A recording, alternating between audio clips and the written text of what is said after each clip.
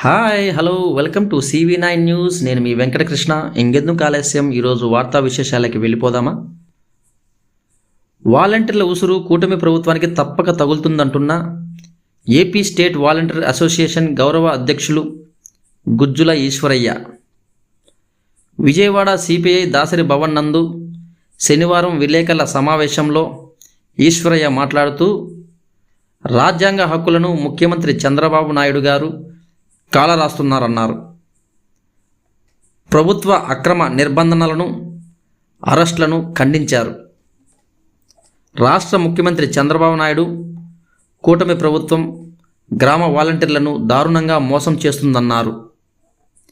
వాలంటీర్స్ను అందరినీ తిరిగి విధుల్లోకి తీసుకుంటానని, 5,000 వేతనం కాదు 10,000 వేతనం ఇస్తానని నమ్మబలికి నాడు అధికారం హస్తగతం చేసుకున్న తరువాత వాలంటీర్స్ గురించి రోజుకొక మాట మాట్లాడడం తగదన్నారు. పైగా వాలంటీర్స్ గోడు మంత్రిమండలికి చెప్పేందుకు పోలీసు అధికారులు పర్మిషన్ 10 మందికి ఇచ్చినట్లే ఇచ్చి 16వ తేదీ సాయంత్రం నుండి అరెస్టులు, 151 నోటీసులు, రాజద్రోహం కేసులు పెడతామని బెదిరించారన్నారు. 18 చెక్పోస్టులు పెట్టి వాలంటీర్స్ను ఎక్కడికక్కడ నిర్బంధించటం, రాజ్యాంగ హక్కులు, ప్రజాస్వామిక స్వేచ్ఛను చంద్రబాబు ప్రభుత్వం హరించిందన్నారు.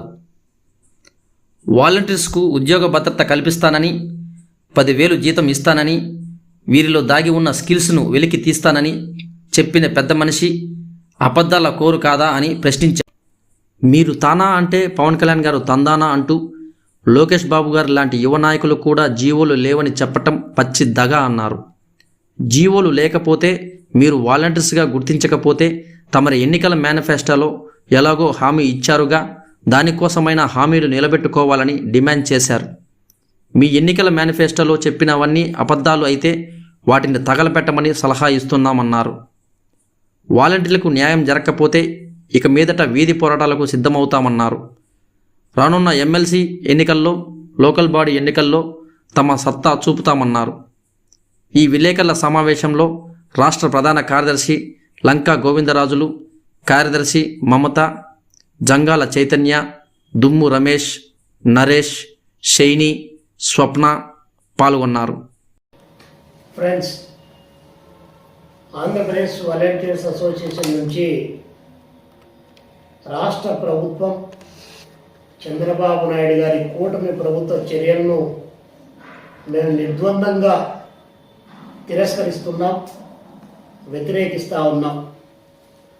రాష్ట్రంలో ఉన్నటువంటి వాలంటీర్లందరికీ ఉద్యోగ భద్రత ఇస్తాను, 10,000 వేతనం ఇస్తాను, మీలో దాగి ఉన్నటువంటి స్కిల్స్ అన్నింటినీ కూడా రాష్ట్ర అభివృద్ధిలో భాగస్వామ్యం చేసుకుంటామని చెప్పి నమ్మించి నట్టేట ముంచుతున్నటువంటి ప్రభుత్వం ఏదైనా ఉంది అంటే అది చంద్రబాబు నాయుడు గారి నాయకత్వంలో నడుస్తున్నటువంటి కూటమి ప్రభుత్వాన్ని చెప్పక తప్పదు.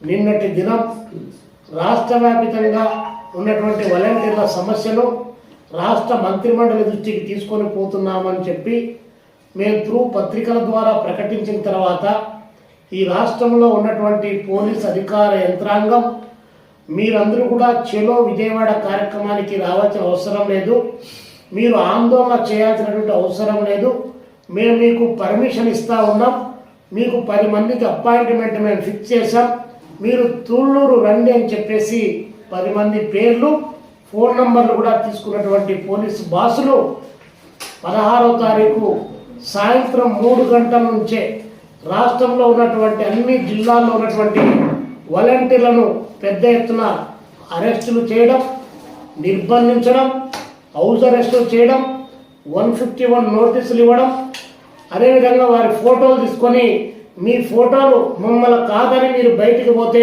మీ ఫోటోలు మేము ముద్రిస్తాం, రేపు భవిష్యత్తులో మీకు ఉద్యోగాలు కాదు కదా, రేపు ఏ విధమైనటువంటి అవకాశాలు కూడా లేకుండా చేస్తామని చెప్పేసి పెద్ద ఎత్తున బెదిరింపులకు పాల్పడ్డారు.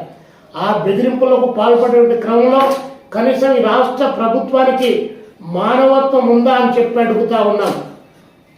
మీ ప్రభుత్వం, మీ చంద్రబాబు నాయుడు గారు, మీ పవన్ కళ్యాణ్ గారు, మీ పురంధరేశ్వరి గారు మీ ఎన్నికల మేనిఫెస్టోలో ప్రకటించినటువంటి అంశం, మీరు చెప్పినటువంటి వాగ్దానం సోషల్ మీడియాలో, ఫేస్బుక్లో, వాట్సాప్లో ఒకవైపున వైరల్ అవుతూ మీ ఎన్నికల మేనిఫెస్టోలో పేర్కొంటే దాన్ని ఇంప్లిమెంట్ చేయమని చెప్పి మేము అడిగితే ఇంత పెద్ద ఎత్తున నిర్బంధానికి దిగడం ఏమాత్రం కూడా సమర్థనీయం కాదు.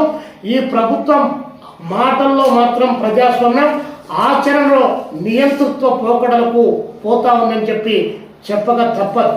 పైగా నిన్ను అరెస్ట్ చేసిన సందర్భంలో 2 కాళ్ళు లేకుండా పుట్టుక పోలియోతో ఉన్నటువంటి వ్యక్తిని అతను 2 సంఖ్యల్లో కర్రలేసుకుంటే తప్ప నడవలేనటువంటి వ్యక్తి అతన్ని అరెస్ట్ చేశారు. 15 గంటలు నిర్బంధించారు. మరొక ఆయన గుండెకు పేజ్ మేకర్ వేసుకున్నాడు. అతన్ని తీసుకొని పోయి పొలాల్లో వదిలిపెట్టి పోలీస్ కానిస్టేబుల్ను కాపలా కాశారు.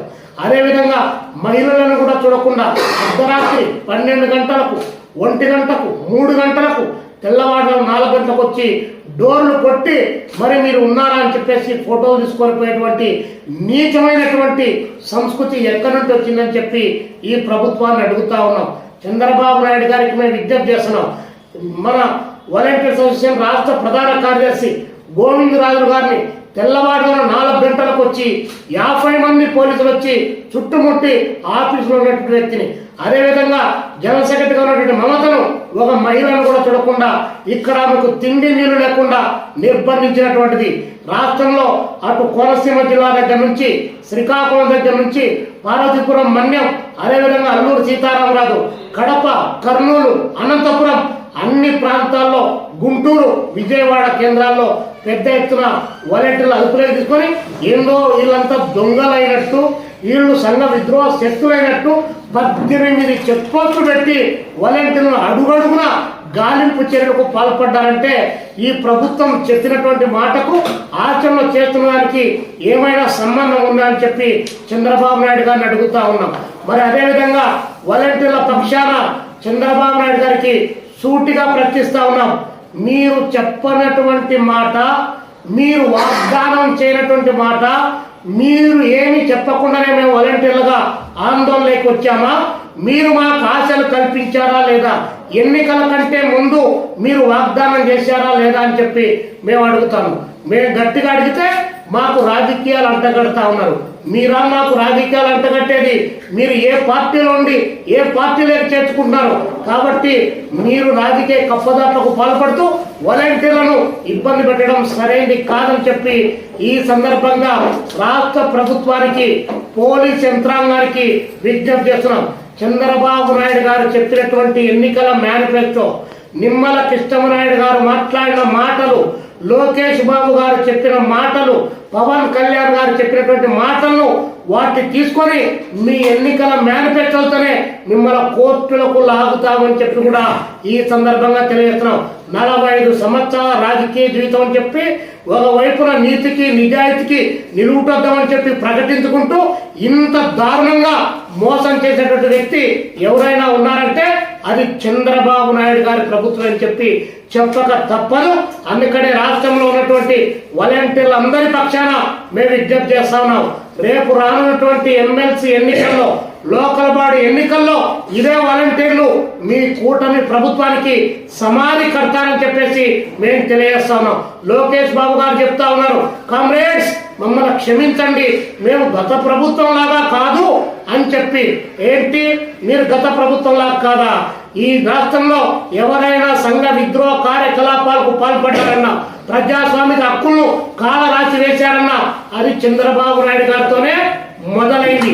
విద్యార్థి యూనియన్ ఎన్నికలు రద్దు చేసింది చంద్రబాబు నాయుడు గారు. ప్రజాస్వామిక హక్కులను కాలరాసి వేసింది చంద్రబాబు నాయుడు గారు. ఉద్యమాలు చేయకుండా, ధర్నాలు చేయకుండా అరెస్టులు చేసేది ముందస్తుగా చంద్రబాబు నాయుడు గారు. ఏ ఉద్యమంలో ఈ 15-20 సంవత్సరాల కాలంలో ఉమ్మడి రాష్ట్రం నుంచి ఒక్కొక్కటే ఎన్ని కావాలంటే ఆధారిస్తాం. కాబట్టి చంద్రబాబు నాయుడు గారి మాటలకు, ఆచరణ చేతలకు చాలా తేడా ఉంది. కాబట్టి వాలంటీర్లు భయపడమాకండి. అరెస్టులు, నిర్బంధాలు, 151 నోటీసులు ఏ ఒక్కదానికి భయపడాల్సిన అవసరం లేదు. ఆయన చెప్పిన వాగ్దానాన్ని నెరవేర్చమని చెప్పి మనం కోరుతా ఉన్నాం. పైగా నేను ఒక సిఐ గారు నాకు ఫోన్ చేసి ఆయన మాట్లాడుతూ ఉన్నాడు, మీరు ముట్టడిస్తామని చెప్పారు కాబట్టి ఇది రాజద్రోహం అవుతుందని చెప్పి ఆయన చెప్తున్నాడు. మేము ముట్టడిస్తామంటేనే రాజద్రోహం అవుతుందా? అంటే 78 సంవత్సరాల ప్రజాస్వామిక వ్యవస్థలో మేము ఉన్నామా, లేకపోతే చంద్రబాబు నాయుడు లాంటి మహారాజు గారి యొక్క రాజరిక వ్యవస్థలో మేము ఉన్నామా అని చెప్పి ఈరోజు అడుగుతా ఉన్నాం. కాబట్టి రాజరిక వ్యవస్థలు, రాజ్యాలు కూలిపోయాయి, ప్రజాస్వామిక హక్కుల్లో నివసిస్తున్నాం. కాబట్టి పోలీస్ యంత్రాంగం ఎవరు అధికారంలో ఉంటే వారికి బాగా ఊదడం కాదు కావాల్సింది. మేము హెబియస్ కార్పస్